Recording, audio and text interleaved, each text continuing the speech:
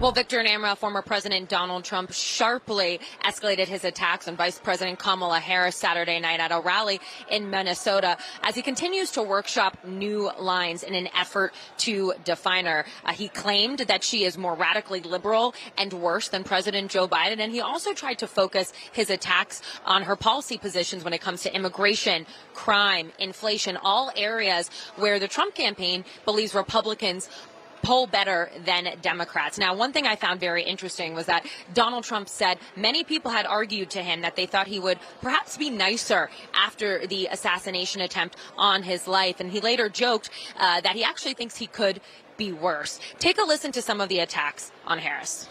If a crazy liberal like Kamala Harris gets in, the American dream is dead. I believe it's dead. She made Bernie Sanders look like a moderate.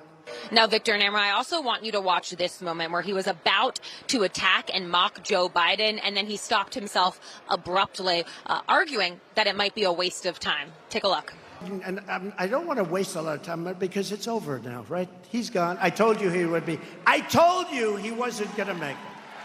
So, Victor Namra, I actually found that moment to be really striking because it really does exemplify what I've been hearing from senior Trump advisors in my conversations with them, which is that they are struggling and still trying to figure out the best way to attack Vice President Kamala Harris. Remember, Donald Trump and his campaign have spent this entire election thus far workshopping a playbook designed to go after an unpopular 81-year-old man. Now they have to change gears, and it was clear that Donald Trump is still struggling to adapt with that. We know that he often goes on to long rants and mocks Joe Biden on stage, and he did end up doing that on Saturday night, but it was very clear that he wanted to really turn his focus and his attention to going after Harris.